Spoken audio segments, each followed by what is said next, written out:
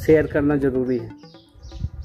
एक घर में 2 भाई रहता था। उनके पापा जी डेथ कर गए।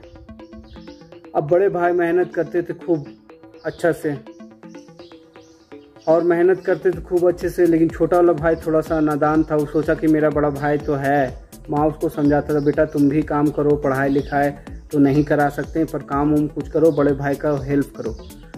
तो नज़रअंदाज करता था कि नहीं चलो बड़े भाई है, पापा नहीं है तो वो मेरे बड़े भाई तो है ना उनकी जगह में, तो सारा जिद पूरा ही कर देता था बड़ा भाई। तो माँ बोली बेटा अब उस लायक हो गया हो, चलो ऐसा करते हैं अब शादी कर लो आप। बोला नहीं माँ शादी करेंगे बहुत तरह की परेशानी होगा, ये है वो है, अभी कुछ रुक जाओ, ये छोटे को कुछ सेटलमेंट कर देते हैं उसके बाद शादी कर लेंगे। बोला नहीं बेटा ये हो जाएगा सेटलमेंट, इसका टेंशन नहीं ले, तुम कर लो। अब वो भाई शादी हो गया।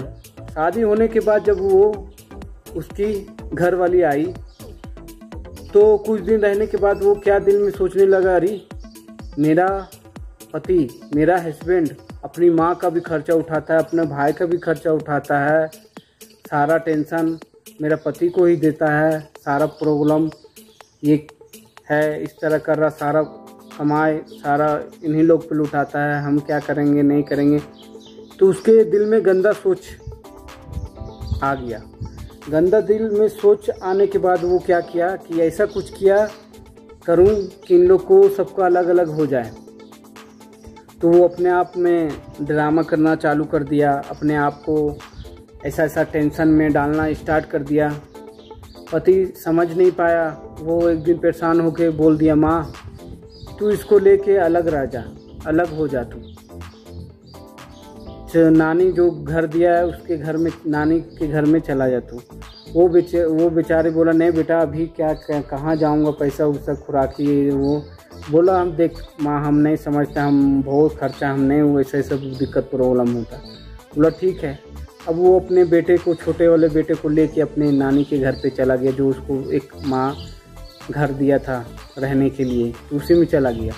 अब वो उसकी बीवी, लड़के के जो बहू उनकी थी, वो मज़े से इंजॉय करने लगे, मज़े से रहने लगे।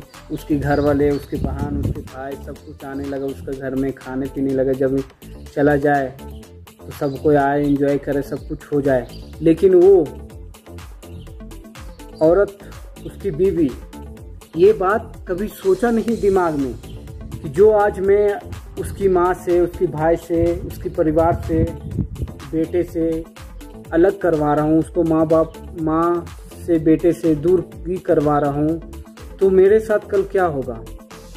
इसी तरह बीतते 5 साल बीत गया। 5 साल के बाद आज क्या हुआ, आज उसके घर में 2 भाई थे, दोनों भाई के शादी हो गया। उस औरत की, उसकी पत्नी की बहन, उसकी पत्नी के भाई का, दोनों का शादी हो गया, बहन का भी शादी हो गया। आज ऐसा हो गया कि दोनों भाई आपस में लड़के खुद उसकी माँ को निकाल दिया, हटा दिया। वो अपने घर में चला गया। फिर उसकी माँ आज वो अपनी बेटी के घर में आके रहने लगा, कुछ खाने लगा, पीने लगा, सोचने लगा। उसको कभी भी नहीं समझ में आया कि सोचो कि मैं दूसरे के घर बर्बाद करूँगा तो कल तो मेरा भी घर बर्बाद होगा। आज मैं दूसरे को माँ को बेटे से अलग करवाऊंगा, बेटे को माँ से अलग करवाऊंगा, भाई से अलग करवाऊंगा, बहन भाई से अलग करवाऊंगा, तो कल तो मेरा भी तो भाई है, कल मेरा भी तो बहन है। वो सोचा नहीं।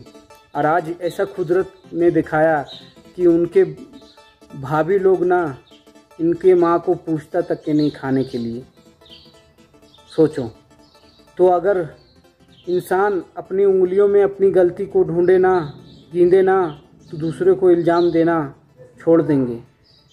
बातें कड़वे हैं दोस्त पर सच है।